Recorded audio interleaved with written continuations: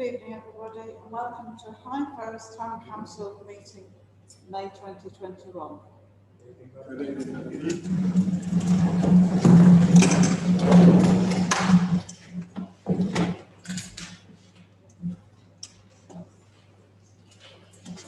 We're on live streaming now. Now you're seated, you may take your masks off. Thank you. First item on the agenda are apologies. Do we have any apologies, Sandra? Yes, we have apologies from Councillor Tony Redding, Councillor Paul and Councillor Peter Thomas. Thank you. Item 2 on the agenda is declaration of interest.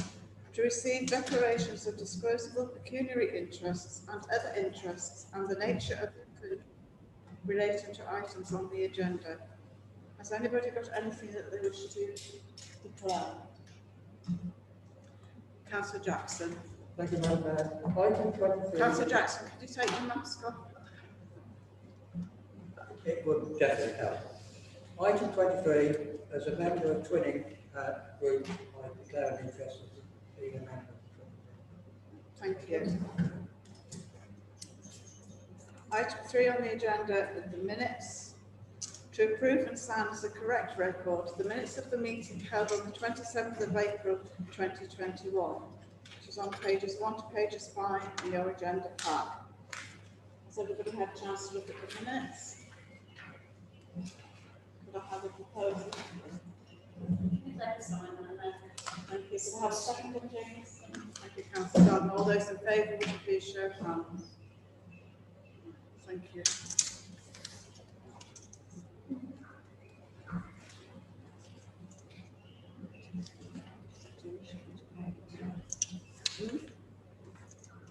I'm just making sure I have the right ones.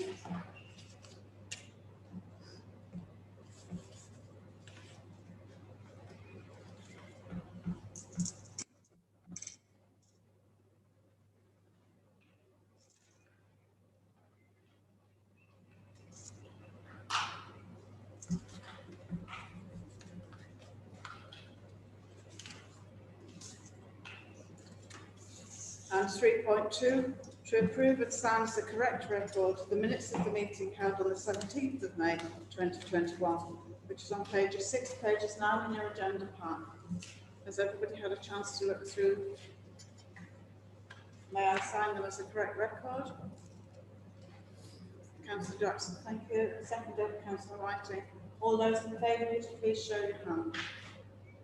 Thank you.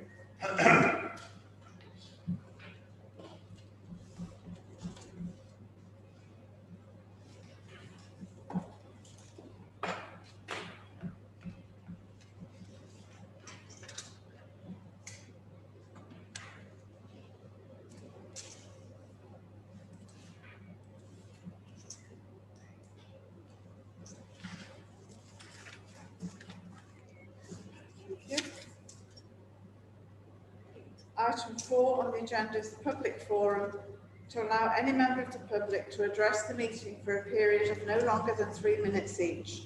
If the item raised by the member of the public is not on the agenda, the clerk will advise how the issue will be addressed. No decisions can be taken under this item. There are no members of the public present. Item 5 on the agenda are the Mayor's announcements to receive a verbal report from the Mayor. Mayor's report for May 2021. I'd like to welcome Councillor Jenny Bone, Councillor Gary Salmon and Councillor Paul McCann to their first full council meeting, and I'd like to congratulate Councillor Bone, Councillor Jackson and Councillor Pentland on being elected onto our unitary council. On May the 18th, Councillor Whiting, Councillor Gardner and I attended the funeral of Councillor Anna Saunstone. On our behalf, Councillor Pam Whiting wrote and delivered a eulogy that portrayed Anna as a loyal, kind, caring and determined lady that we all knew she was. Thank you, Pam. I would also like to thank the councillors, past and present, and the beadsmen who were unable to come into the church because of COVID restrictions, formed a guard of honour outside. Thank you to all. Today I should have been unveiling the giant chairs that have been carved from a 3 oaks tree at Nightingale Way. However, this has been postponed because of the installation issues. Thank you. Item 6 on the agenda is the clerk's report. To receive and note the town clerk's report, which is on pages 10 and 11 in your agenda pack. Madam Mayor, can I just add a couple of things? First of all, Councillor Penton's not here tonight because we are face to face and she didn't want to take up any of the available spaces, and also they haven't as yet met as a unitary authority to be able to give a report. Okay. Also, I think I just need to make the council aware that it came to my attention today that the cricket club had breached the COVID risk assessment for use of the pavilion. I had to go down there because it was reported the light had been left on, and it was quite clear from the state of the changing rooms had been in the changing rooms and they should only be using the toilets. I am now working with them on a revised risk assessment because apparently the ECB has said they can have access to changing rooms, but obviously our changing rooms are quite small in size, and on a quick risk assessment today, based on size, we could only actually get 2 people in a changing room at any one time. So we will need to work with them on that. But it is down to the council to say whether they can use it or not, whether the ECB say they can, because it is our responsibility. Thank you. I just thought I'd let you know in case anybody starts to have a moan about the council. Yes. Thank you very much. Can I propose that we receive and note the town clerk's report? Could I have a seconder, please? Councillor Gardner, and all those in favour, would you please show of hands? Thank you. Item 7 on the agenda is questions, an opportunity for councillors to ask questions pursuant to Standing Order 9. Questions must relate to business of the Town Council and not be related to items of business on the agenda. Every question shall be put and answered without discussion. Has anybody got a question they wish to raise? Right. Councillor O'Rourke. I just wanted to ask a question on the Could you speak up progress. a bit, Councillor O'Rourke, please? The silver salver that we sent to Katchenberg, whether we actually ever heard back from them. You know, to say that they've received it. We didn't. I did chase them, and their PA came back and said, "Oh, sorry," and I'd expected it. Yeah. Later, and I've never had it, but I will chase that again. Yeah. The only reason I say so, I see the letter they sent.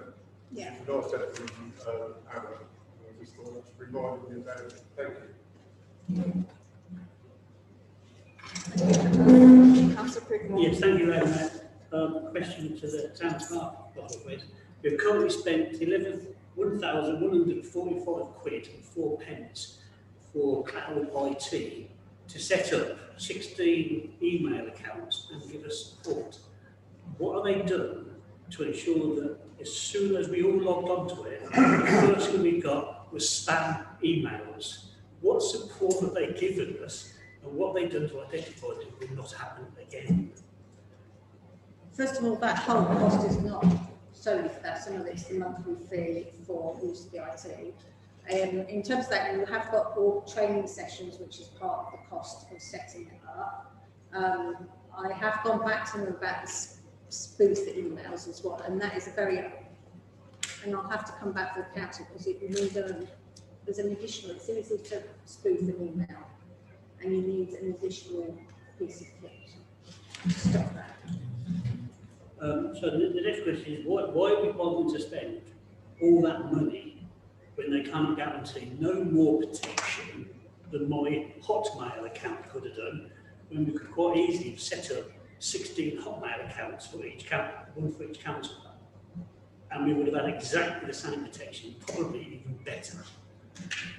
The IT group got into the protection, and there's various things. We have control over these emails, so as soon as you leave the council, I can stop those emails. They are also much better in terms of GDPR and freedom of information. There was a whole list of reasons when we approved that at the last meeting as to why we should have town council email addresses, because rather than Hotmail or anything like that. Hotmail addresses are very easy to hack. These haven't been hacked. they're spoof emails, it's different from being hacked. They're still sending us emails. The minute we opened up our accounts, we received spoof emails. What support is that? So what support are they giving us just to ensure that doesn't happen? If it happens once, it's going to happen again. I will be bringing, I have gone, yes, it may well happen again. I've gone back to them and said, why has this happened? They have now, we need something called Minecraft to stop spoofing emails. I think it's called Minecraft, and I'm bringing that back to the council. I've not got that piece of paper yet. Is that more cost? But yes, that is more cost. Okay, thank you. But I will also remind you of what protection we've got. We shouldn't be hacked, which is different from spoofing. Yes. Yeah. But we're still getting this. We're still getting spoofed email, and even though he's paying all this money for it, it potentially shouldn't be happening to it. They've got the account. Part of the cost is training and actually setting it up. The cost per council is something like £3 something a month for emails. It's 365, and if you do your training, you will see the other things that the facilities you get with MS 365. Well, they're going to stop spoof mails.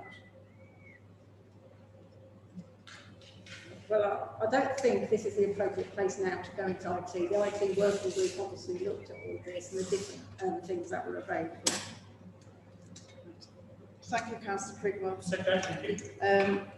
Item 8 on the agenda are reports of representatives to other bodies. To receive reports from councillors on meetings they have attended as representatives to other bodies. Has anybody got anything that they wish to report at this moment? Right, thank you. Item 9 on the agenda is finance. To approve accounts for payment as on May the 25th, 2021. There's a copy on page 12. We've had a chance to look at these payments.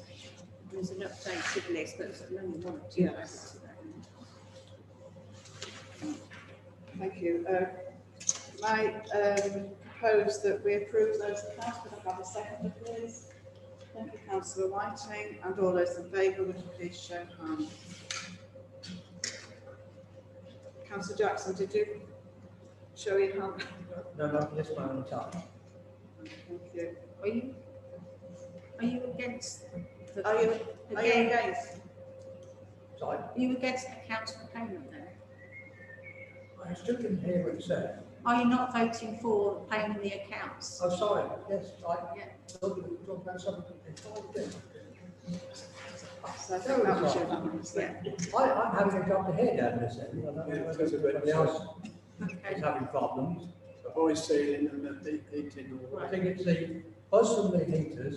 I don't know. We turn the heaters off. And we like to turn them off all the time. Okay. 9.2 is to approve the bank account reconciliation as of the 30th of April 2021. Thank you, Councillor Whiting. Madam Mayor, I do at this point normally check them. I haven't had a copy of them yet, but Sandra is sending them through to me tomorrow. I will sign it and pass it on. I know it'll be correct because it always is. I think we'll have to approve that at the next meeting then. Okay, right, thank you. That's delayed to the next meeting. Thank you. Item 10 on the agenda are committee meetings. 10.1, to receive and adopt the minutes of the following advisory committees. 10.1 is Planning and Development Advisory Committee, which was held on the 18th of May 2021, which on copies, pages 13 and 14 in your agenda pack. Councillor Brown, are you going to propose these? Yes, for us? Madam Mayor, thank you. Stand. Thank you. Right, you have to bear with me because it's been a long time. Yes, to adopt the advisory and planning committee held on the 18th of May 2021. I'll go straight to planning. And it was to consider advisory response to the following planning applications. This was Measures Old Dairy on Stanwick Road, Home Forest. There were no comments to be made and no objections to be made. and that was on 221/00497/FQL. The second one was 21/00559 and it was a conversion of the formal van club, 9 dwellings. There were no comments or objections. The only thing was that if they could make sure the deliveries was made out of school hours, so it didn't involve the road being blocked. And 21/00647 was the change of the formal residential of the osteopath. That was 11 Market Square. There were no objections made there and no comments. The other one was 21/00623 LBC, and this was the replacement of the windows of 2 Market Square iron ferries. Comments were made, but we were all about the windows being UPVC or wood.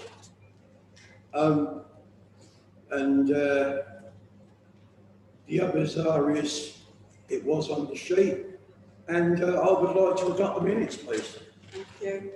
Can I have a second, please? Any questions? Councillor Sam. Sorry. All those in favour, please show of hands. Thank you. Thank you very much, Brenda. Anybody against? Okay, thank you. 10.2 is the Environment and Recreation Advisory Committee held on the 18th of May 2021, which is on pages 15 and 16 in your agenda pack. In the absence of Councillor Redding, I'm going to propose that we receive and adopt the minutes of the Recreation and Environment Advisory Committee. All items on the agenda were resolved. Therefore, I propose adoption of the minutes of the Environment and Rec Advisory Committee held on Tuesday, the 18th of May. This is the item I was getting ready to say about, Madam Mayor. Actually, I am shown as being present when in actual fact I submitted. Sorry. You received it on the Yes. Environment and Recreation. I am put as being present, but I wasn't. Oh, right, okay. Thank you for pointing that out. Right, thank you. Could I have a second of the document, please? Councillor Whiting, and all those in Can favour? I say something on the meeting? Sorry? Can I say something about the Yes, minutes? yes. Thank you. I just wondered, I really hear me, Brenda. On it, it's got that Councillor Redding was substitute pending co-option of a new councillor, yet he was then elected as chairman. And I thought that was a bit. He chaired the meeting. Yeah, he chaired the meeting because he was chair last year, and we haven't re-elected But it the says the chairman. election of chairman resolved that Councillor Redding be elected as chairman for the advisory committee. Can I explain? As it is an advisory committee, we hope by the next meeting in July, we are back to face-to-face. So it's not, that's only just. It's while it's an advisory committee. When we will have to re-elect chairman when we go back to face-to-face committees, which That's we what I have wanted to clarify. Thank you. Thank you. Sorry. Right, thank you. Could I have a seconder for adopting the minutes, please? Thank you, Councillor Brown. All those in favour, please show of hands. Right, thank you. Item 11 on the agenda is annual year-end accounts for 2020 to 2021. To receive and note the annual internal audit report for 2020 to 2021, which is on pages 17 to 21 in your agenda pack. Has everybody had a chance to look at the internal audit? I would like to congratulate Sandra for maintaining such a high standard as recommended by the auditor. Thank you very much, Sandra, on behalf of the councillors. And has anybody got any comments they wish to make? Yes. Councillor Swenson. It's a great job done. You're going to second them, right? Thank you. Could I have a show of hands, please, for all those in favour? Thank you very much. 11.2 is to approve the annual governance statement of 2020 to 2021. It is on pages 22 to 30 in your agenda pack. And Sandra, I think you're going to have a talk about it. Yeah, normally we go through each question and then you say yes or no, so it's quite clear that it's the council that have made the answers to each question. So first question, we have put in place arrangements for the effective financial management during the year and for the preparation of the accounting statements. So we've prepared all the accounts. We do, for the benefit of the new councillors, we have an account system called RBS Amiga, which is a specific account system for town and parish councils. So everything's produced from that system, and we have, I mean, Donna is the main person that inputs. I check a lot of things, but it is a very good system, and it produces the annual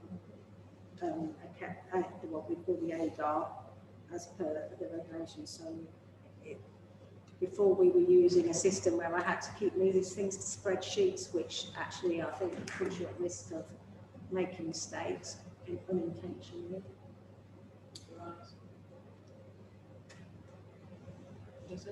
Yeah, so if you're happy to say, I mean, it's very difficult.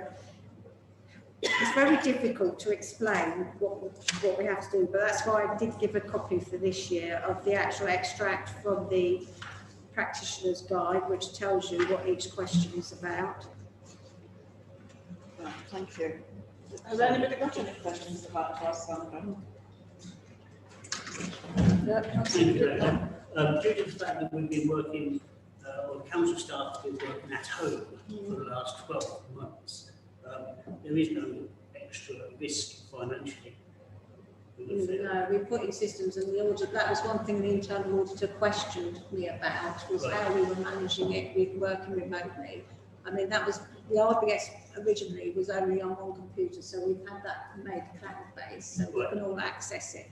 In terms of electronic payments, the only people who can input electronic payments are the staff, but then they can only be released by 2 councillors, so it is impossible for a member of staff to release anything from the bank account.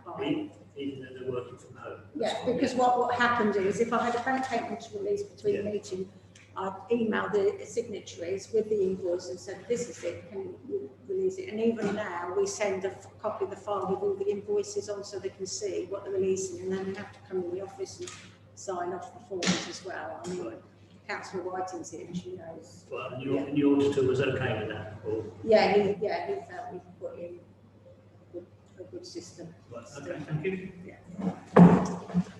Thank you. Is there any more questions? So I text that, so yes. Yeah. Yeah. Question 2, we maintained an adequate system of internal control, including measures designed to prevent and detect fraud and corruption, and reviewed its effectiveness. As you can see, we have the internal auditor that comes in twice a year.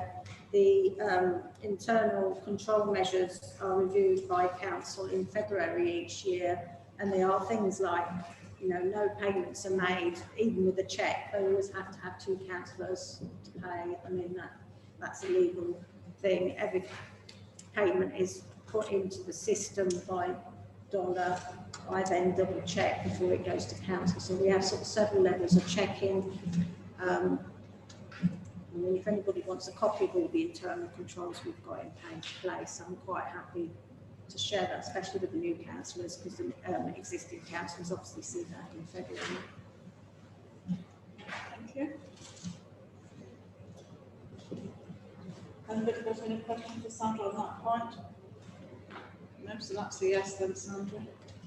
We took all reasonable steps to assure ourselves there are no matters of actual or potential non-compliance with laws, regulations and proper practices that could have a significant financial effect on the ability of this authority to conduct its business or manages its finances. And that's about having the legal powers to do what you're able to do. And that's part of my job, to make sure you have legal powers, but also when you go on your training, they will talk about that, and we'll talk later on about having the general power competence, which means we can do virtually anything unless it's deemed illegal by law.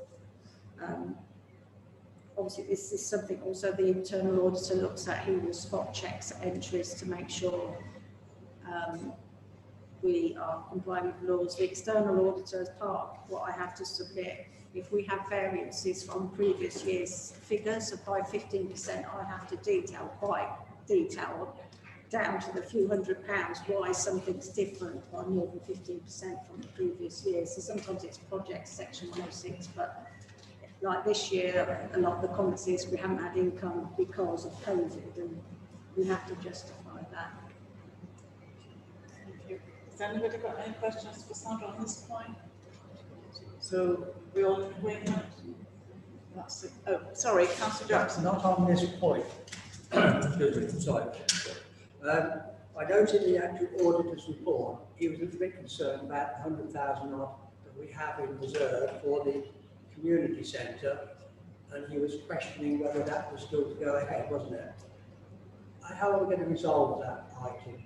Well, that I'm good, because we said the community centre project we would defer until after the elections, so that I'm planning that will come back to the council in June to see where we go. What he was saying, we probably need to make that reserve a bit more specific. I mean, I did explain to him if the community centre project doesn't go ahead, there does need to be something done with the pavilion because it is in a poor state of repair. So the money we have got put aside for that, I would suggest needs to go towards doing some maintenance on the significant maintenance on the pavilion. But I think it's got to be clear we've got to look at like that again. He was comfortable with all the other reserves because a lot of them are things like section 106. We have a reserve for buildings and asset maintenance so we don't get caught out. There's suddenly, I mean, a few years ago we had a churchward wall come down which cost us 25,000, but we had the money there sitting in the reserve specifically for things like that. And also it builds up funds for longer term maintenance because at some point in the future you need to resurface Saffron Road car park. Well, that's a big hit in one financial year, so he was comfortable with all those sort of reserves we've got, but he just sort of flagged that up. Is the project too aspirational to keep the 2 million aside for? Right. Okay. Any more questions? So we agree that's a yes for that question. Thank you. We provided proper opportunity during the year for the exercise of electors' rights in accordance with the requirements of the council audit regulations. That is something the internal auditor checked. There is a period where set forms in it sort of starts in the middle of June for about a week. You have to put a notice up on the website, you have to put notices on the notice board to say, you know, the accounts are subject to audit, members of the public can come and ask to see any of the vouchers or anything like that. Touch wood, I've never had anybody actually come and ask. But I mean, it's their opportunity to then flag up anything with external auditor. I mean, we always hope we don't get that because that's when it starts to get costly because it's a set fee for the external auditor. But if they start to get queries, that's when you get extra fees. So the internal auditors check that, and all the previous years are on our website. Okay. Any questions on that point, Sandra? In that case, it's another yes. We carried out an assessment of the risk facing this authority and took appropriate steps to manage those risks, including the introduction of internal controls and more external insurance cover where required. It's another item that we have to review in February. Obviously, I have risk assessments that are ongoing all the time, and particularly during this year, I've had quite a lot of risk assessing to do with COVID. When we start to deliver any new services, we always sort of risk assess it. So it is an ongoing thing, but apart from risk assessments for individual services, we also have financial risk assessments as well. But that was all reviewed then. And it's sometimes the external auditor will want to see that process that we put in place. Anybody got any questions for Sandra on this point? So yes, then Sandra, thank you. We maintain throughout the year an adequate and effective system of internal audit of the accounting records and control systems. We're only obliged to have one internal audit every year, but we do have 2. So he tends to come back February time and do the more detailed one, and then comes to do what he needs to do for the annual return in May, just before it comes to you for signing off. Thank you. Any questions? Yes, no, next point. We took appropriate action on all matters raised in reports from internal and external audit.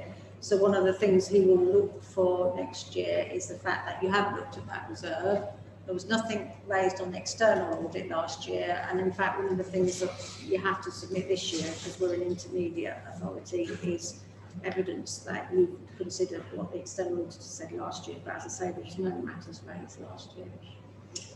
Thank you. Any questions, Sandra, on that point? Thank you. That's a yes, Sandra. Next one. We considered whether any litigation liabilities of commitments, events or transactions occurring either during or after the year end have a financial impact to the authority, and where appropriate have included them in the accounting statements. We have no litigation liabilities and commitments at this time. That's going to have a financial impact. We do have to produce the accounts on an income and expenditure basis, which means if we've had works done but we haven't paid for them in that financial year, we have to account for that. And equally, if people owe us money, we have to account for that because we're over 200,000 per year budget. Any questions for Sandra? Okay, thank you. And the final one, we actually don't have any trust funds that come within this, so we are not applicable on that one. Okay, thank you. Thank you, Sandra. So can you vote, you approve the answers to the questions, and then I'll move you to... Right. So can we vote now, please, that you're all in agreement with the questions that we are given? So all those in favour, would you please show your hands? Thank you.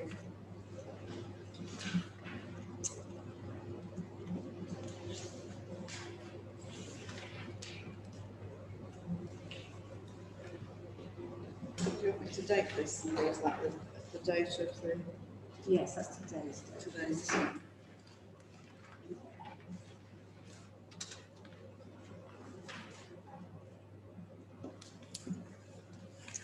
you. Right. And 11.3 is to approve the accounting statements of 2020-21, which are on pages 31 to 35 in your agenda pack. So this is the actual document you're approving that goes off to the external auditor. Our system does produce balance sheets and income and expenditure accounts, so that I produce them for your information. And there's one sheet which is the actual sheet that's printed off the system, which shows that figures that I'm sort of put on here are the right ones. Okay, thank you. Has anybody got any questions for Sandra on this statement? No? Thank you, Sandra. Could I have a vote then that we're going to accept as it is? Thank you. Next one.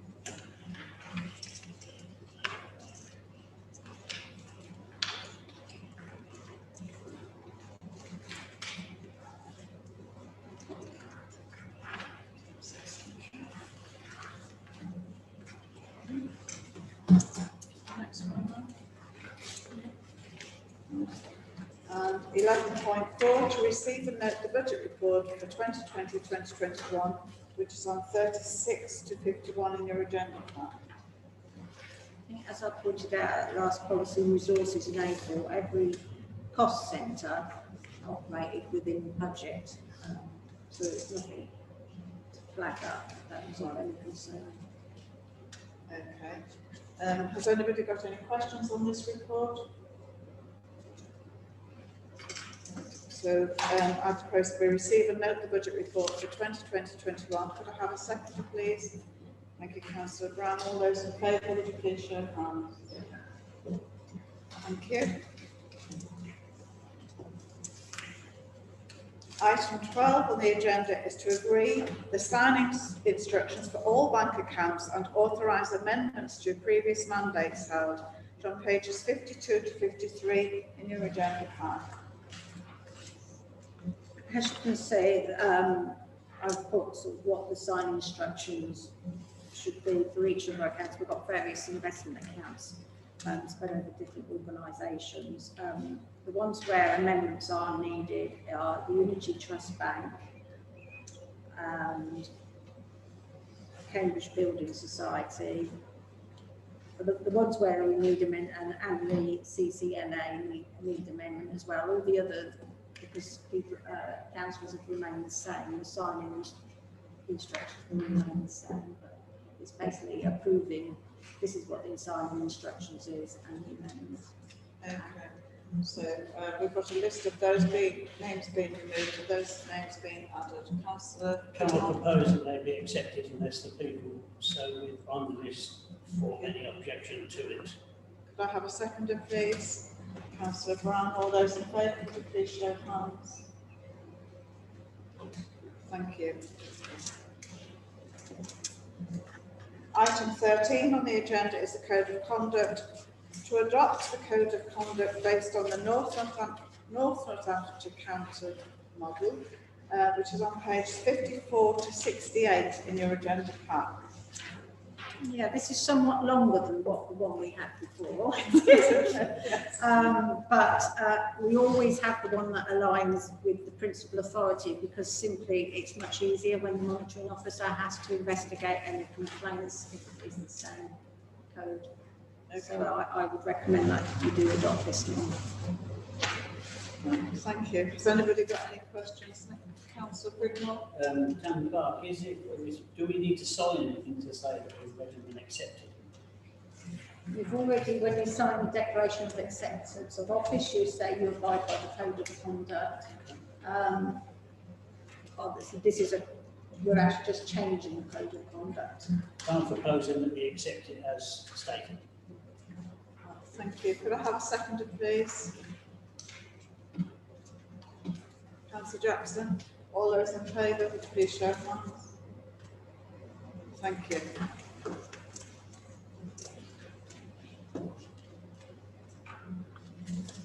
Item 14 on your agenda is the general power of competence to confirm the Town Council's continued eligibility to use the power following the May 2021 elections. To copy on pages 69 and 70 in your agenda pack. Anybody got any questions? We have to do this after elections each time to confirm the eligibility. You are eligible because we had sufficient councillors stand for election, and also I'm classed as a qualified clerk with qualifications like that. Thank you. Can I propose that we accept the report as stated? Thank you. Could I have a seconder, please? Councillor Spencer, all those in favour, please. Thank you. Item 15 on the agenda is co-option of a councillor. To co-opt a councillor to fill one vacancy. There is a ballot paper on your table. If you'd like to vote for one of the three people, Prince Caesar, Gerald Kelly or Sean Crosser. And somebody will be coming round to collect them.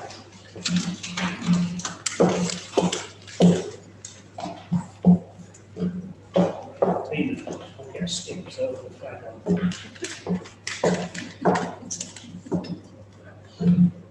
Sorry, the Sean process, was that agreed then that he was eligible? It was Prince Caesar. Oh, so sorry, Prince Caesar, Yeah, and he was eligible? Yeah, based on what he did, he was just accepting the free mileage. I had that confirmed by more than today. Okay, I thought seeing one of the emails, it was 4 Yes. Yeah, but is that the code You're line? missing yours, but I'm sure.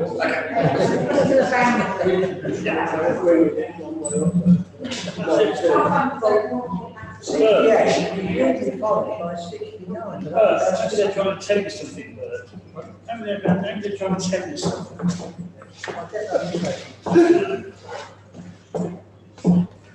You don't have to know competence.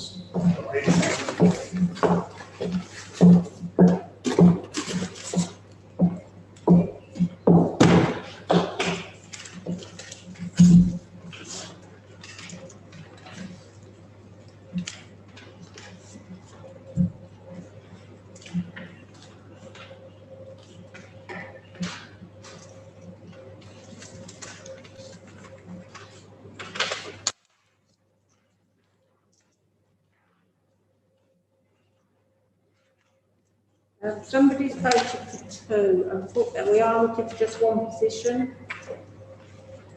That makes that one good.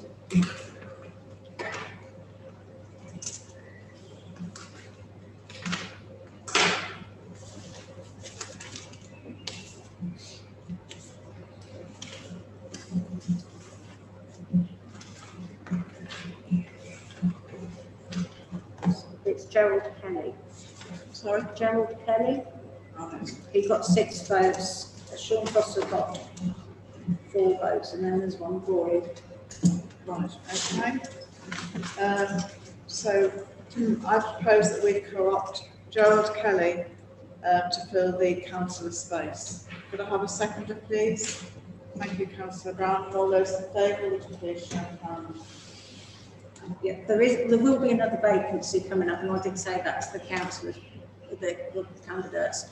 But we have to follow a different process for Richard Gales. It has to go through the casual vacancy, and the notice is now up, so 10 people can ask for a by-election. Thank you. Item 16 on the agenda are working parties. To review working parties and their membership, it's on pages 73 to 75 in your agenda pack. You've got to skip a couple of pages, which we'll come back to next. Right.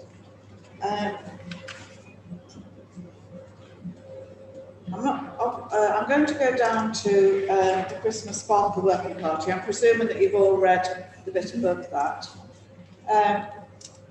If anybody wants to come off the working party, just say so, and then we'll see if anybody would like to come on. So there's myself and Councillor Gardner, Councillor Whiting, Councillor Brown, Councillor Jackson, a representative from Tourism and the Methodist Church of St Mary's Church.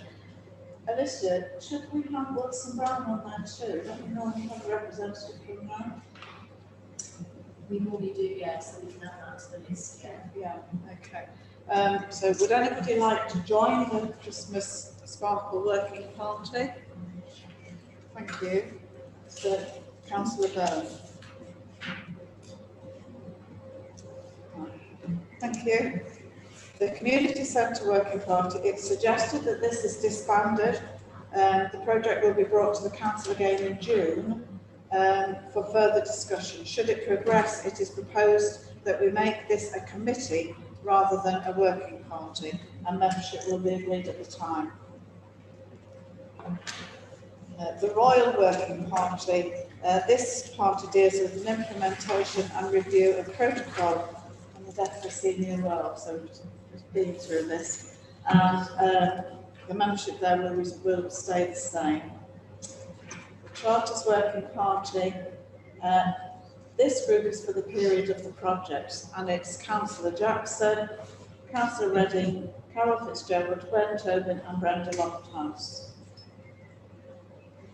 That particular working party will be coming to a close, so it's not really worth any new members joining that, is it? Lucy may have more clue on that one, because she We are nearly at the end of the Nearly at the end so, of that one, yeah. Community Room Working Party is myself and Councillor Gardner, Councillor Pridmore, Councillor Jackson. Are you happy to stay, or? Just something to reference that. Community Room Working Party. When the building was first sold to Snowden Homes, I was contacted by Michael, and I did have a meeting with him, and he did offer me building at that point, or the room. But I did say to him at the time that I felt he should contact the town council and potentially go through the town council. Now, I would like to stay on it because I think there's a lot of work could be used for that room. So I would like to stay on it, but I'm hoping that it doesn't cause a conflict of interests to such a degree that I would have to step off. Okay. Does that make sense? Yeah. Does that make sense? Does that Yeah, and that's fine. It's a working party which doesn't have a decision-making role anyway. It's a Right. recommendation role. Yeah. Yeah, I mean, when he contacted me and I did speak to him and I met him, I did when I said, I did say I think the best thing to do would be to go through the council, and I understand he did contact you there. Yeah. Yes, I mean, as you say, it's on the agenda because we're really at the stage we need Yeah. to. Just discuss and work out where we go Yeah. with the issue itself, yeah? Okay, so Yeah. I'm perfectly happy to stop on it and attend meetings. Okay, Yeah. thank you. Okay. Would anybody else like to join the community room working party? Thank you. The town team working party, which oversees the initiatives to support the business community in Higham Ferrers, including the farmers market. So at the moment, it's Councillor Prickmore, Councillor Whiting, Councillor Reid, Councillor Gardner, Councillor O'Rourke and Councillor Brown. Are all of you members at the moment willing to stay, or would you like to? Councillor Prickmore? There's 6 members on that committee or advisory. It's a working party. Or working party. Do we not feel that is a little bit too big and cumbersome for it? When it's easy when you have a couple of less people on it, you've still got the same opportunity, you'll still vote one way or the other, and you have more opportunity to get people there when they want to go rather than everybody trying to get different dates. I feel it's 6 people maybe a bit too much for an advisory working party. It's one of the working parties that you might actually have to do some work though, so 6 is quite nice. What are you trying to say? Not I a mean, lot. the council's never restricted how many's on there, but I do agree the more people you have on there, sometimes it makes them more difficult to manage. Yes, I think it does. So do we agree that we're going to reduce it a little bit or leave it as it is? Do we vote on that? Thanks very much, President. I think with this working party, knowing what we've managed to achieve in the past, I think having this member of councillors is pretty vital to this one. We've managed to help with such things as farmers markets, businesses, and if we have a reduced number on this one, we'll be potentially spreading ourselves too thin. And I think we was led and we had a huge involvement with Judy Thornhill. Now she's not longer there. If we're to carry on the good work we've managed to achieve over these number of years, I think it's vital we have a council presence, and it will be involving obviously a little bit more working. As a second person who said that. Are you suggesting, Councillor people, that you'd like to come off the working party? Honestly, not. I mean, the trouble is, if the councillors are on too many parties, working parties and committees and all the rest, you won't get full support because, some of us do work still. And some of us, it's not a full-time, being a town council is not a full-time job for the majority of us. I'm just saying, if we're happy to have the 6 on there, then we leave the 6 on there. Can we actually include the Bristol Lakes liaison with this working party, Sandra? Because we have. I mean, that just come under that. I have actually got a meeting with her and Clark at Bristol in a week on Tuesday, I think it is. So we have got that liaison. Okay. So, are we able to accept more people if they want to join this? Somebody? Councillor Pridmore would like to step down by the sound of it. No, I did not say that. I'd rather not have more than the 6. I think if somebody wants to come on, I think somebody else needs to step down. You're getting close to then having quite a majority of the council. Okay, so is there anybody else that would like to come on to this working party then?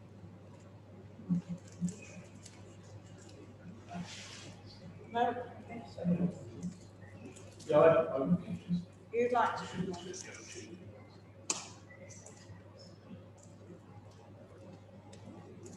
Okay, so do you want us to say now who would like to leave, or shall we get together and talk about that later, Sandra? I think we'll see how the group progresses during the year. It might be, I mean, there's nothing to stop. We review these each year. There's nothing to stop people joining or leaving during the year, I think. No, and there are times when we actually ask for more support from other councillors. So there are certain things that we might say, look, you know, we're struggling to do this, can you help? So should we leave it as it is at the moment, Councillor Jackson? Well, I would have thought you, for the actual farmers market, you wanted as many volunteers as possible, because otherwise you're expecting to recruit certain individuals, aren't you? Yeah, well, at the moment, the people who are helping with the farmers market aren't all members of this working party anyway, Councillor Jackson, but thank you. Right, okay, so thank you very much, Gary, for coming on to that. We'll let you know when there's another meeting.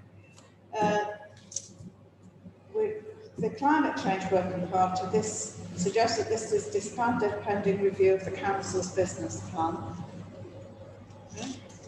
Yes, because I think we struggle to. Trouble is, if you have too many working parties and the officers are having to support them, it increases our workload quite a bit. And then if you come out with initiatives on these, we can't deliver them. And I think we're trying to manage your expectations. And I think this one sort of went into a relapse during the pandemic, I'd like to say, because we had other things that were priority. And I think part of the thing of having the council's business plan, and it was something the auditor recommended many years ago, because the council was trying to do too many projects at the same time. And when you're trying to do too many, the officers are juggling plates in the air.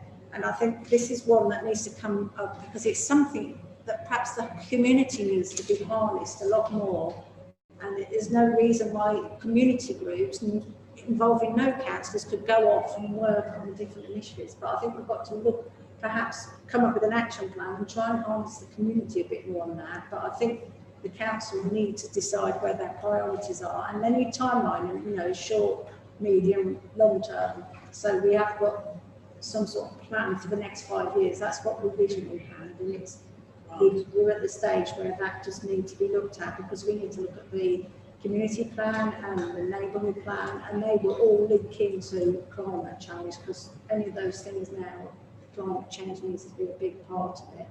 And I think, you know, part of it was trying to get more IT, so we eventually went paperless, and we did use less paper actually during the pandemic with virtual meetings, and I'm hoping we don't go too far back the other way. And that was one thing, of getting the IT a bit more up to date as well, to try and work that way. And we talked about having council-owned laptops or tablets, and so we didn't have to have paper at all. But there's things like that in the climate change, and that's when we actually make decisions on anything. We have to think being in the right decision making as well. Thank you. The COVID working party is to stay in situ until all pandemic restrictions are released, and that membership will stay as it is. So that is the mayor, the deputy, the leader and the deputy leader, and the chair of all committees.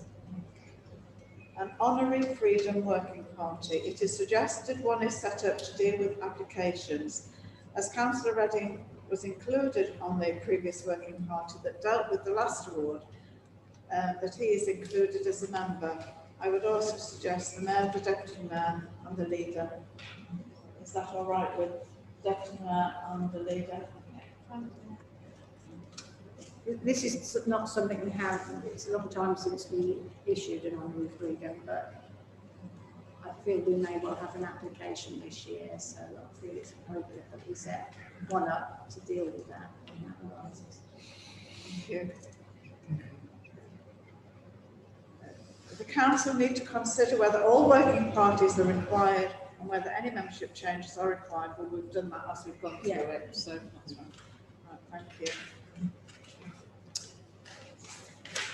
Item 17 on the agenda. Can I propose that the report, Oh, sorry. the report is accepted and passed? Right. You're going to propose it's accepted. Could I have a seconder, please? Councillor Brown. All those in favour, please show hands. Thank you, Lady Mayor. Thank you. Item 17 is the grounds maintenance contract. To note the expiry date of the contract for the grounds maintenance and to agree a course of action. It's on pages 71 and 72 in your agenda pack. Yeah, I'm doing this before the council, and it's probably something I will be raising with the unitary councillors, because I know I've talked about us having a meeting just to flag up a few issues that are ongoing. We've been for many years a part of the consortium with the other towns around us as to the grounds maintenance. So the contract is managed and overseen by former East Northants Council, now North Northants. The contract is due to expire in October 2022, but due to the size of the contract, we do need quite a long lead-in time to be able to plan that.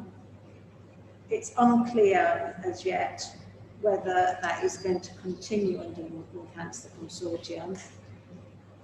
I was a little worried that the officers dealing with the contract didn't know when it expired, and myself and Alicia had to be the ones to tell them, and we're the ones actually constantly reminding them, what are you doing, because we need to know.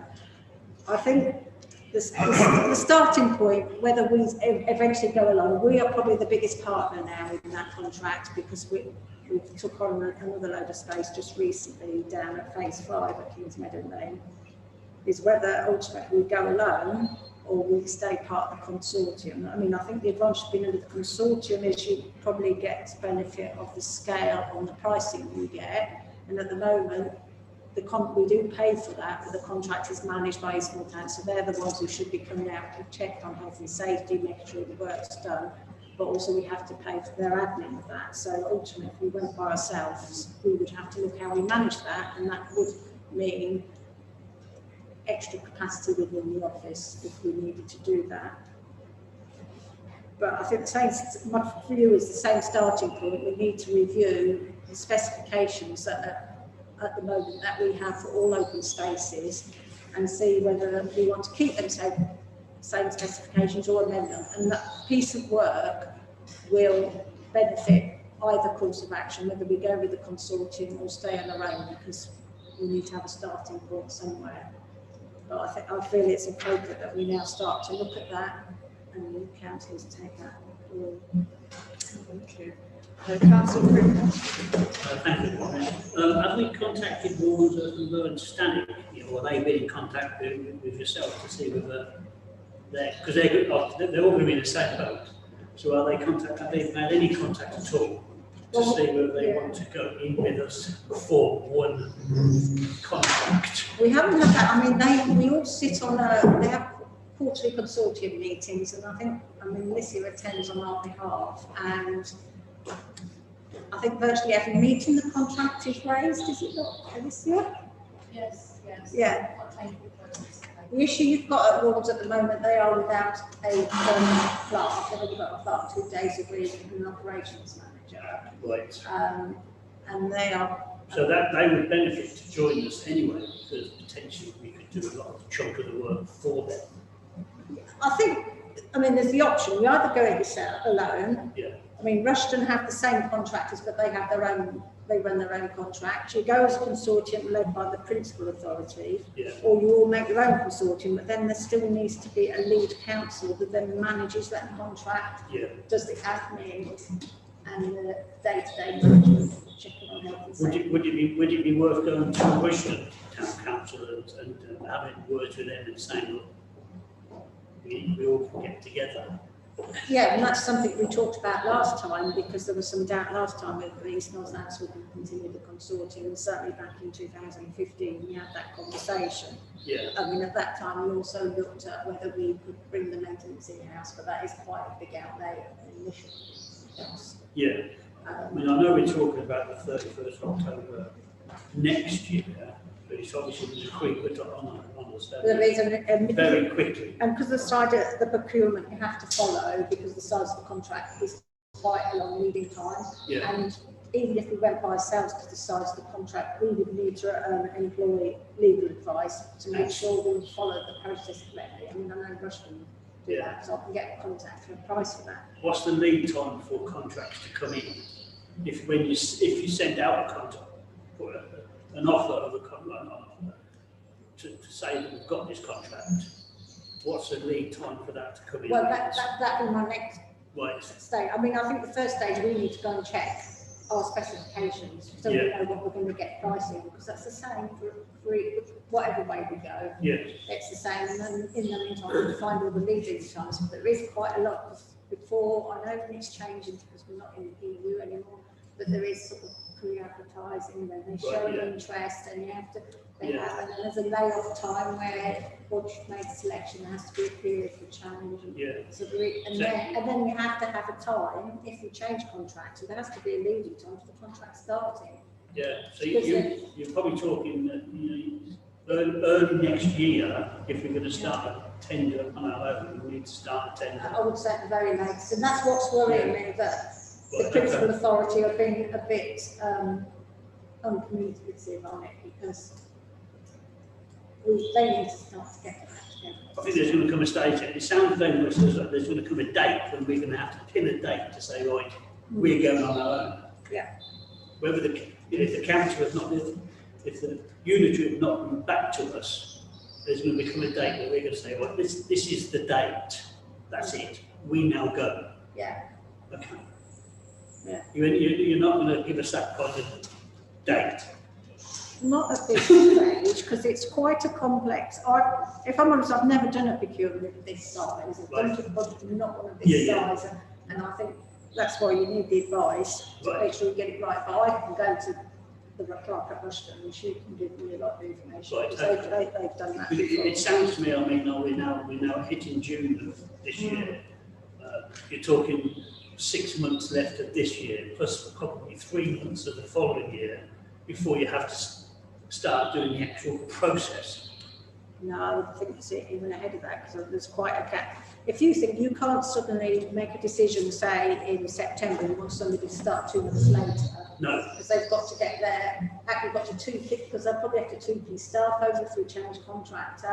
There's a lot of things involved. It's not.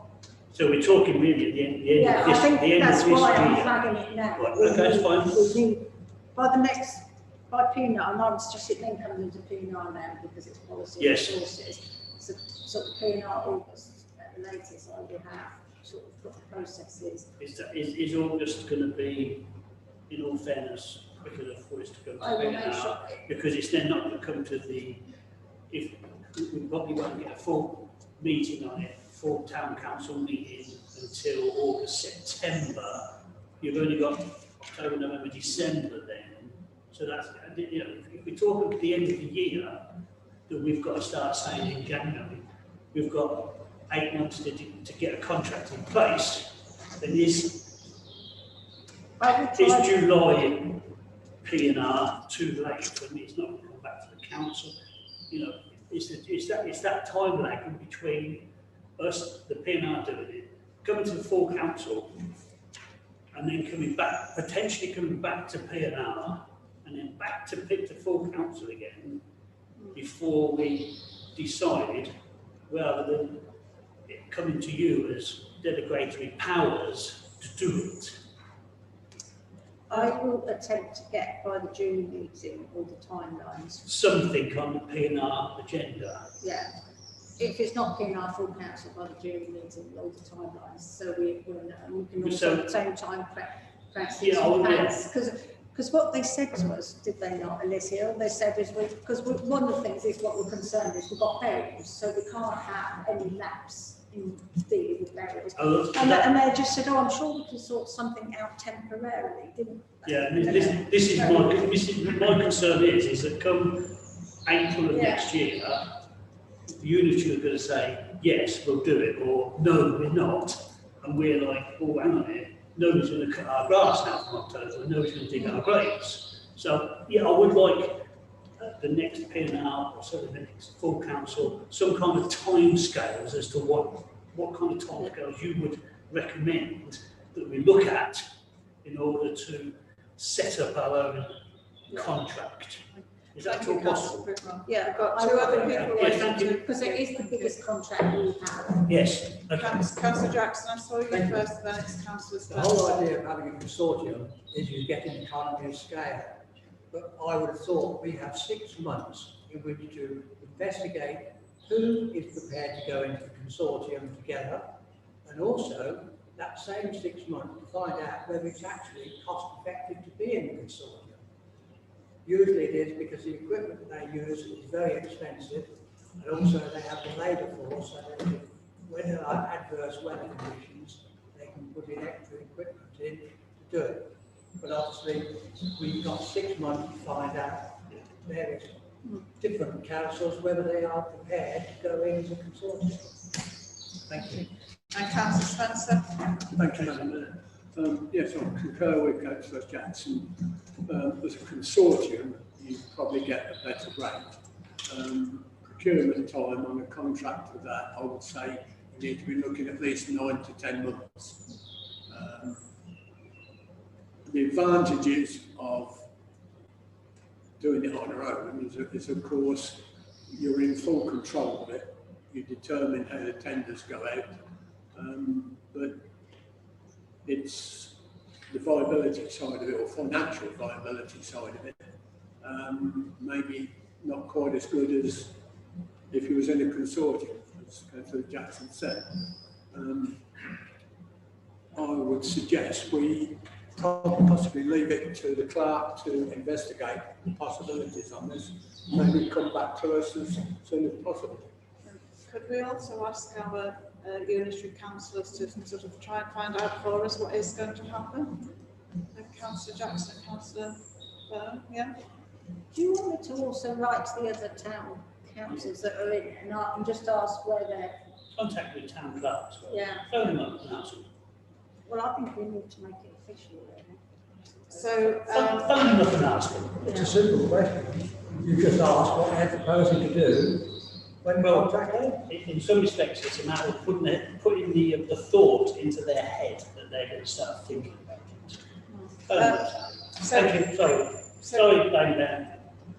can I leave it, Sandra, that you'll bring this back to the either P&R or full council within 3 months? Do we need that as a 6 proposal? months? I mean, you're going to ask other town clerks what's going to sort of probably highlight it to them, the possible thing for next October 22, isn't it? Yeah. In the meantime, we've asked our unitary councillors to make inquiries from at the unitary end of it. So can we leave it that you'll bring it back to with some answers? I think I'm aiming for June. So June, yes, sorry, yeah, I would like timelines. Yes. Certainly timelines by the June, either P&R or full council. And Do you want to also, do if that? possible, Simon, if you're going to phone up your fellow town clerks, whether you've asked them or what they say. Yeah. Okay, thank you. Are you wishing to speak to Yes, us? thank you. I'm just thinking, it says that being proposed the working part, so we're not going to go down that road, I presume, now you're going to do that yourself and before we set up the working party, is that right? Because on the there it says about being proposed to set up a working party to make investigations, the town clerk can do that before we set up the working party, is that right? yeah, I mean, I was thinking of the working part. I didn't know whether you wanted some ownership of the specifications. So I know before last time we did it, Councillor Gale went round, not Councillor, Richard Gale went round with a couple of councillors to each piece of open space and sort of looked at it and just reviewed the specifications being managed to now. Is that right, or do you want to change it slightly? So I didn't know whether you were just going to set up a party beforehand, but you're not going to do an investigation yourself before setting the party, that's basically it. Which is actually slow down. Anybody else have a comment on? You need a proposal? I don't know, I'm not familiar with the public contract directive, but I spent my whole working life negotiating contracts. And still, if this is it, currently 189,000 this year. Is that what it's expected? Yeah. Because that's going to be 200,000 Yeah. coming up, and then it's going to be 210, then it's going to be 220 as the years progress. Can we do it ourselves? Can we manage it ourselves? Because the company that do this are making profit.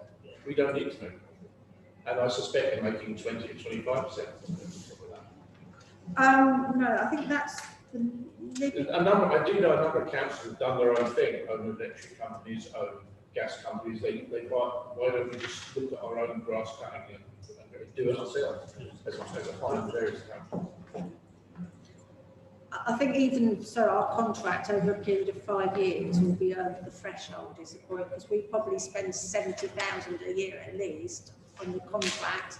So over a period of 5 years. That's 5 years. Yeah, it's a 5-year term. We have a 5-year term with an extension, potential extension of 2 years. So that where it takes it over the threshold because of the length of time. So that price then isn't an annual price for?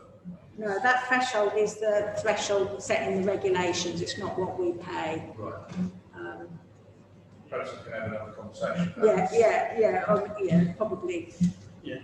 Be easier because you'll see. I mean, to be honest, they haven't billed us yet for any money. I don't think they've got accounts quite going yet with the unitary because I'm surprised they've had no payments. So each month, usually you'll see a bill for our grounds maintenance, but we haven't had any through us yet. Okay. So I'm So, going to propose on that. yes. Can I propose then that Sandra identifies the information asked for, i.e. the timeline and contact with other town clerks, and that is presented hopefully to the P&R meeting on the 22nd of June, I believe, Yeah. or the full council.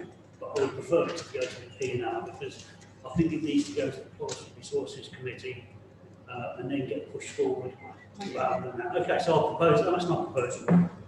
We've got a second for that proposal. Councillor Brown. All those in favour, would you please show of hands? Anyone against? No. Unanimous. Item 18 on the agenda is the community room at the former library building. To consider whether to enter into a peppercorn lease for the use of the community room at the former library building. It's on pages 76 to 91 in the agenda pack. Councillor Barber, you'd like to speak? I've been involved with this project from the get-go. Michael is extremely community-minded, and as a community to receive the offer of a community room and a peppercorn meant that we could help different community groups that have had the facility that they was used, i.e. the library taken away. I think it would be a massive asset to us all, not only for us in the town council, but on a different level, if our community was have something taken away that they could have benefit from all over again, I think that's unacceptable. So if anybody else has got anything to add, I will always hear it. But to me, I propose that we accept and we go into this lease on a peppercorn rent. I've spoken to Mike Lee, like I say many times. He's willing to do disabled access. He's had architects work on our behalf. He has advocated for all communities to join in. He's willing to listen and to speak to everyone. And I think it'd be a massive asset for us as a community. So I propose that we take this on. Thank you. Thank you. All those in favour, would you please show of hands? Can I ask them to agree to appoint LGSS? Are you I abstaining? did want to ask a question. Sorry, Sandra, what did you say? Could you go through the points that you agree to appoint LGSS as a solicitor to oversee the legal aspect of the lease? What page is that on?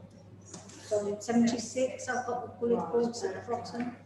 I'm willing to propose that. Yes, go on then. I'm willing to propose that we take on LGSS as our solicitors and to make sure that the contract that we enter into is legal and binding. Sorry, can you repeat that?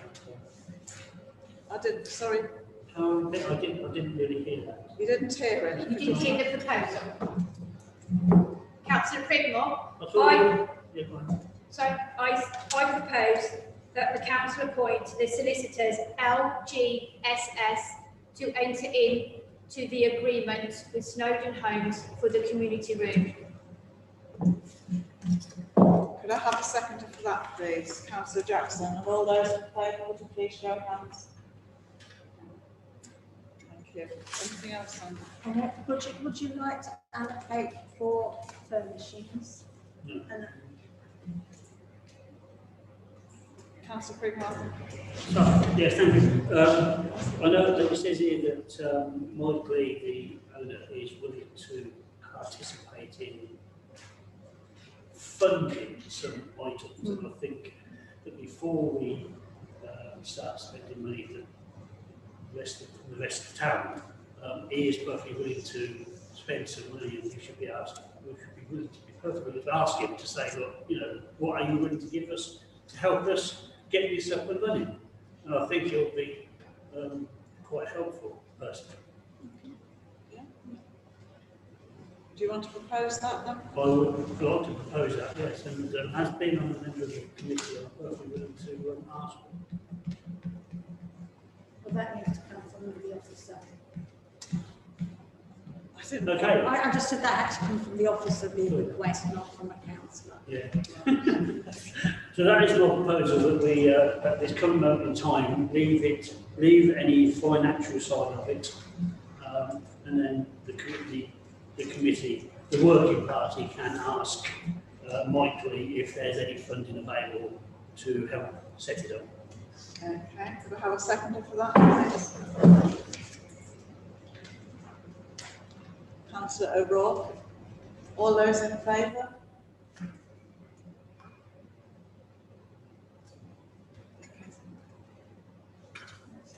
We covered all of those points. Thank you. Item 19 on your agenda. Sorry, Councillor Jackson. I'll say one thing. Yes, I agree with Councillor Pritchard's statement.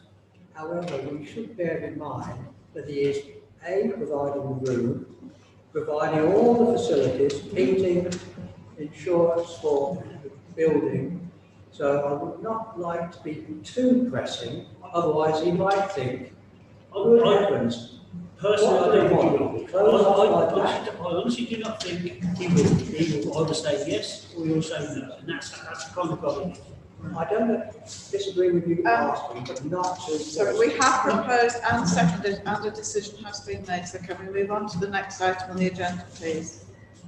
Which is agenda item 19, the cemetery space, the reuse of graves. To consider whether to contribute to the costs of promoting a parliamentary bill with other councils to facilitate the reuse of burial plots over 100 years old, which is on pages 92 to 97 in your agenda pack. I've given a brief background of the cemetery, new cemetery project, which some of the existing councils are aware of. I'm on a forum with clerks from across the country, and obviously different issues come up, and it's very useful for the advice. And this has come up that Bishop Stortford are looking to get a private bill. I thought it was worth exploring as a council. Councillor Jackson. Thank you, Madam Mayor. About 3 years ago, we thought we'd only got 5 years supply of graves. Now, 2.5 years later, we've got almost 10.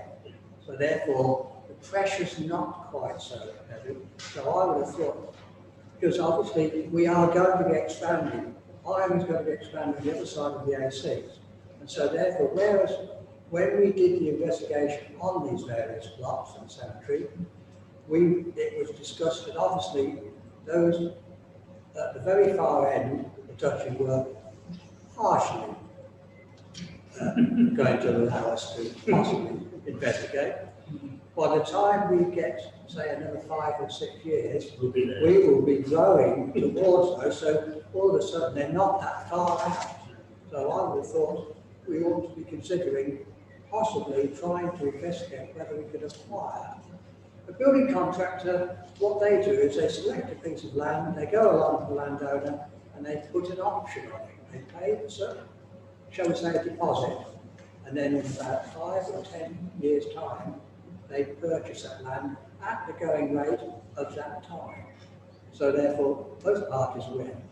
I would have thought, rather than going into I was always for trying to reuse the existing cemetery, but this was because I thought we got a very tight pressure time. But now we're talking about 5 or 7 years. So I would have thought we should be looking for an alternative to that. I am waiting to hear back from the Duchy. He's talking to his rural services team. I will remind the council that to build a new cemetery is going to be, I mean, by the time you get through it, you're looking at £500,000. It's a big cost, and cost financially and a cost on officer time. So yes, I can continue the search for new land, but I was thinking this was a possible cheaper option if this does work. For a start, private bills rarely ever succeed. You look at the number of private bills that have gone into Parliament over the last few years, a very small percentage of them actually achieve their target. Secondly, I suppose in many respects, you're looking at other town councils, and I'm sure the town clerk knows that all the town councils around the country, they're all coming to this situation now where they are running out of wood, they're running out of area space because they're running out of land. They're running out of land because every bit of land that is good enough to build on, they're building houses on. So we're not going to be unique, you know, and unfortunately, there is going to come a standard where there is no burial land, and that is how it's going to end up. But I would like to know from the town clerk, if we did this, how many spaces would it potentially free up? I haven't got to that because I'm still working on the old cemetery, but it's the really old part of the cemetery. So are we talking double figures, triple figures? Potentially triple figures, I would say. Right. So, I mean, my understanding at the moment is it's only within the city of London that anything over 100 years can be opened up. Is that correct? Yeah. Is there not is that where they move the gravestones to the walls? I would think so, yes. Because you go around a lot of graveyards and they move the gravestone to the wall. So when they get to 100 years old, they dig up the remains, whatever's there, and move them. No, they deepen it. It's called a lifting deepen. Right, okay. So, I mean, yeah, my concern is that, like, this is not the first time this has been spoken about. This is the 100 years rule. They've been trying to talk about this, or been trying to put it into Parliament for many, many years. Yeah. So, I personally, I don't think a private bill will ever work. Personally, I think we're all going to have to accept the simple fact that we're going to run out of graveyards. Thank you, Councillor Pritchard. Councillor Gardner. 2 points, Madam Mayor. I'd like to take on the point that Councillor Jackson said, that we are growing at a rate to knots. Also the point that Councillor Pritchard said. Every single parish and town council probably will have the same.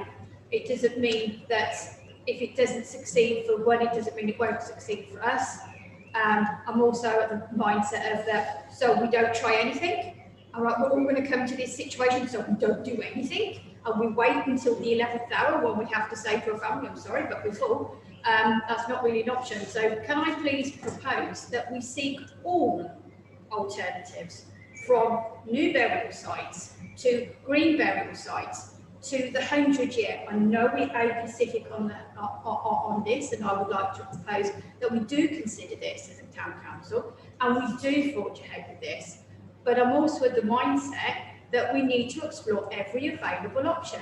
We are growing, and inevitably, as we grow, our population grows and dies, and we have to be prepared for that. So I think we need to consider all options. And I've said before about the duchy land and green burial sites. So at this moment in time, I'd like to propose that we accept this, we contribute to this, and we explore this. I'd rather explore and come to a natural end than not explore anything. Who are we failing? We are failing our community. So that is my proposal. I'll second that. Seconded, Councillor Spencer. All those in favour, please show consent.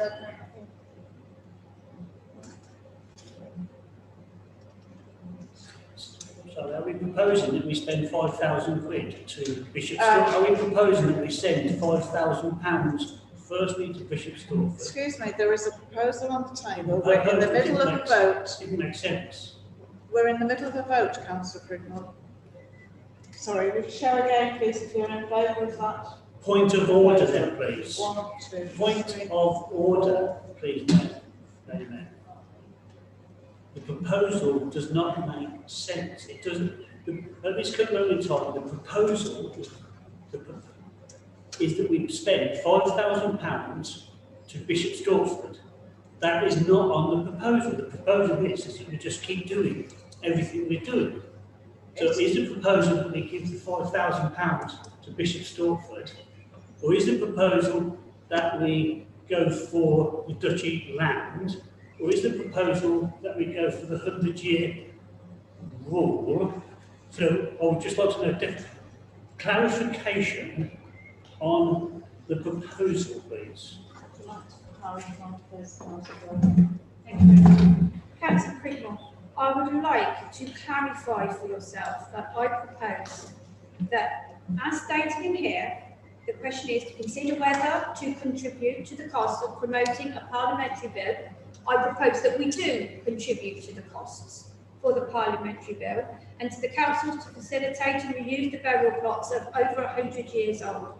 So for clarification, Councillor Pridmore, I do advocate that we spend the £5,000, and we also ask the clerk to do what she sees fit in order to explore this to its fullest.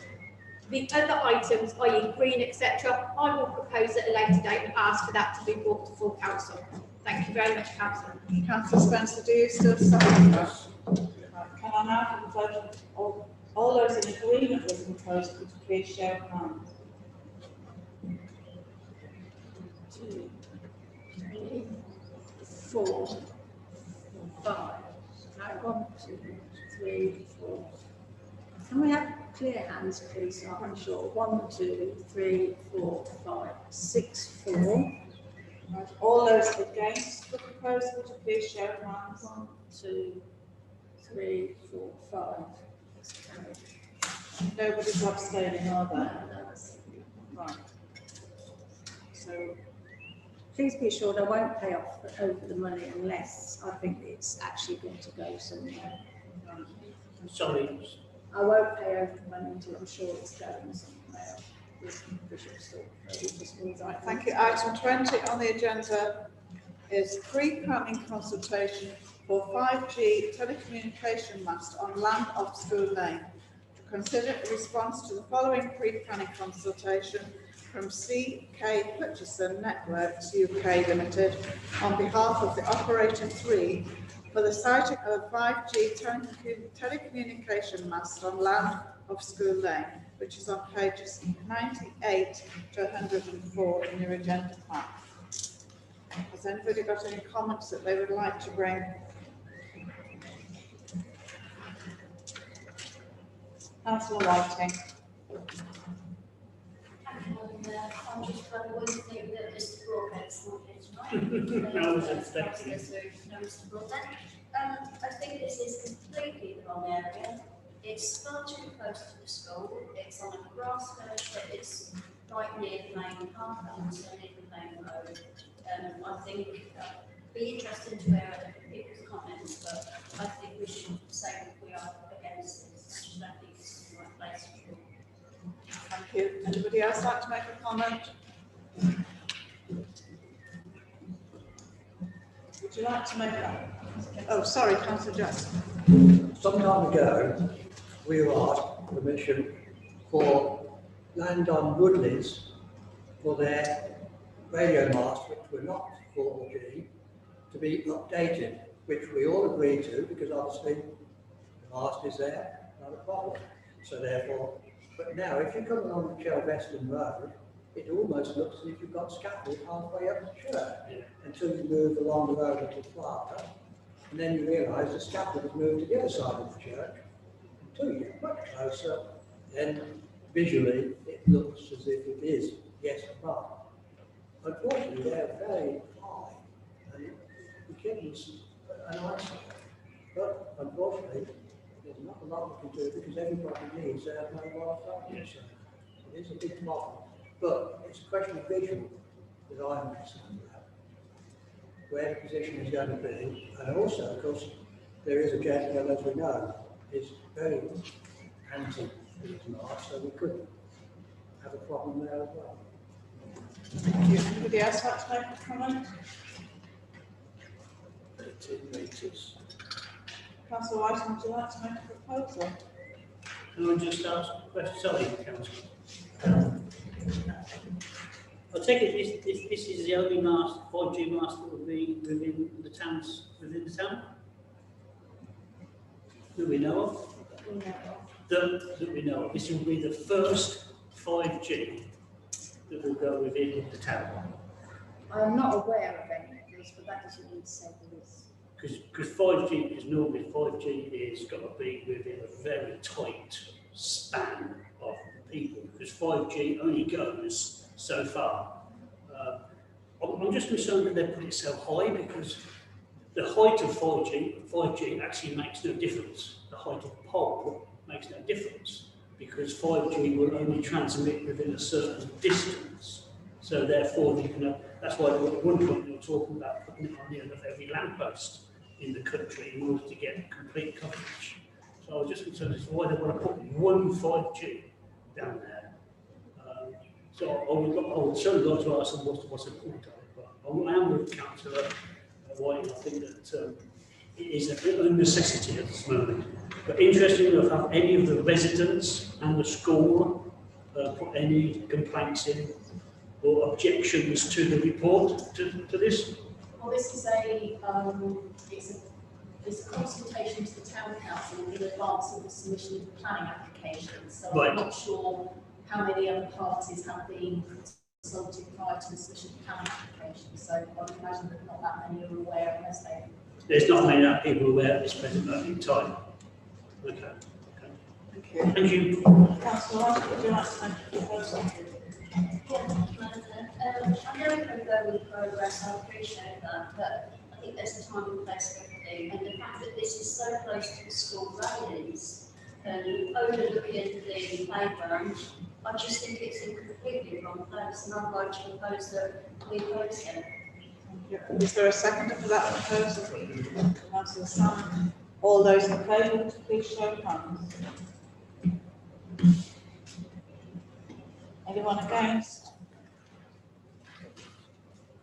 Any abstention? Abstaining, right, thank you very much.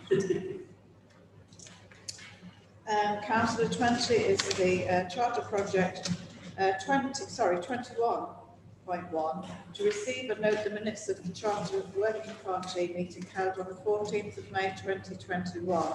It's on pages 105 and 106 in your agenda pack. Can I propose that we receive the minutes, receive and note the minutes? Could I have a seconder, please? Thank you, Councillor Gardner. And all those in favour, would you please show hands? Thank you. And 21.2 is to consider a proposal to locate an interpretation board for the charters to the back of the proposed heritage stone panel on the Market Square. Alyssa, do you want to speak about that? Just ask for the interpretation board. It's all that explains some of the town charters, so it's to provide information. A bit like there's We've got several across the town. There's one on Castlefield and there's one in the churchyard. Sorry. Do you want to talk about this, Alicia, at all? Do you want to say where it's going to go? I can do briefly, yeah. Just a bit of background, the charter project is a 3-year project. It's been physically funded by Heritage Lottery Fund. And because of COVID, some of the elements of the project couldn't be carried out. One of the main elements of the project was that we were going to have a touring exhibition. So because we haven't been able to have a touring exhibition because of COVID, we have some funds still available. So the Heritage Lottery asked us to come forward with ideas for using that fund. And so the project group have come up with the idea of an interpretation panel in the Market Square that explains a little bit about the project, but also explains about charters and their importance in the heritage and history of the town. Council have already agreed that we can have an interpretation panel in the Market Square that shows the heritage trail, and that was to be a lectern style design, like the one that you see when you come into the churchyard on the right hand side. So the proposal is that rather than have the lectern style, we have one like a notice board style, so an upright one. We have heritage trail to one side, and then we have a second panel that explains about the charters and their importance to the town. So that's proposed by the project group to the town council. Does anybody wish to make any comments? Anybody wish to make a proposal? Councillor Gardner? I think this is a lovely idea, and I'd like to propose that we accept this, and I think it'd be a fantastic addition to our Market Square. Thank you. If I have a seconder, please. Councillor Jackson, and all those in favour, please show of hands.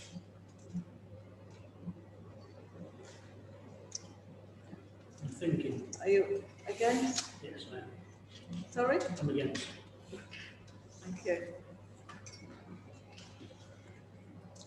And 21.3 is to agree an extension to the end date for the project to the 31st of December 2021. As Alicia explained, that because of COVID, there are certain aspects of the project that couldn't be completed within the date. The end date is currently the end of August, but we would like to have an exhibition, because we haven't been able to have any the last year, at the Rushden Lakes Heritage Day, which takes us beyond the end date of the project.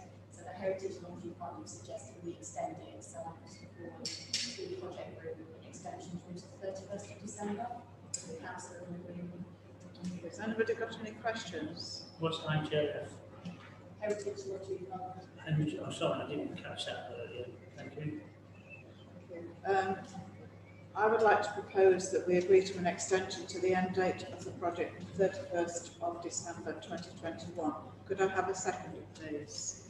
Thank you, Councillor Bowe. And all those in favour, would you please show of hands?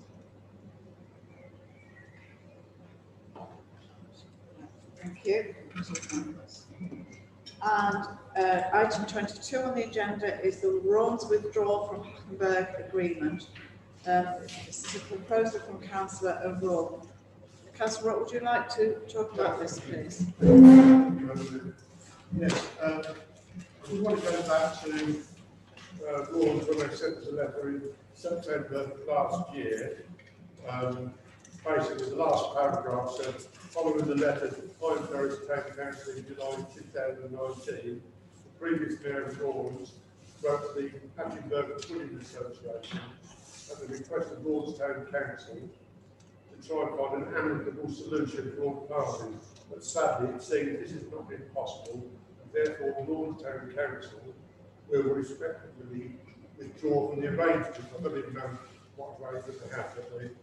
So my proposal is, I had some signs for them anyway, I had some signs all around the town saying they're twinned to Hackenberg, of course they're not. So my proposal is to contact Rawn's Town Council and respectfully ask them to remove the signs that say they're twinned with Hackenberg, and within the next 30 days, I suggest. So that's my proposal. Would anybody like to ask Chris any questions? Would anybody? Councillor Spencer? I'm second, He's Chris. seconding it, right? So all those. Questions first. So I thought you were going to ask a question. You asked if any questions. Sorry, I can't hear you. You asked if anybody got any questions. Yes. And he put his hand up. So I expected him to ask a question Yes. because I was going to. You were going to ask a question? Yes. Right, okay. One moment, please, Councillor Spencer. No problem. Thank you. I think in many respects, I fully understand what Councillor O'Rourke is saying, that they should be moved. But there comes a stage where it could be classified as a little bit petty just to force them to do it. You know, we know they're not in it. Their own town know they're not into it because they're not going to get involved in it anymore. So to force them into it, especially at this moment of time when we could be asking for their support in other things, because with the unitary going, we could be asking for all the local town councils around us to help us. So at this present moment in time, I do not necessarily believe we should be antagonising them for 3 or 4 words on their town plaque, on their town signs. I personally believe that it is just not worth the effort that it's going to take to do it. If what we were asking is somebody to send, the town clerk to send a letter to them, okay, what are we going to do? Are we then going to go and keep checking on it to make sure they're taking it down in 30 days? Have we not got better things to do with working parties than going and checking to make sure that warrants are taking their signs down and redone them all? I think we should look the way Unitary is going, the way that all the town councils around the country are going. We're all going to be asked to work together in many respects. So I think it's just one little thing that is not worth worrying about, quite honestly, and that we should just let it go for a while and concentrate on the bigger issues that are going to hit us in the next few months, in the next 12 months. Thank you. We have a proposal on the table, we have it seconded. We're now going to take a vote on whether we are in agreement to write to Rawns Town Council requesting that the sign on their town signs to say that they are Twindred Hackford will be removed from their signposts within the next 30 days. That is the proposal. It's been seconded. All those in favour, would you please show of hands? 2, 3, 4, 5. 5. And all those against, would you please show of hands? 1, 2, 3, 4, 5. Who hasn't voted? Oh, yes. Anybody? I've actually declared an interest. So. It's really trivial. I voted for. Should we go second and vote again? Sorry? We've got your casting vote to use because it's a draw. I vote for. Right, okay. Based on the casting vote, the motion is carried. Right, thank you. Item 23 on the agenda are items to report. It is an opportunity for councillors to report items. No decisions or discussions can be made under this item. Has anybody got anything that they wish to report?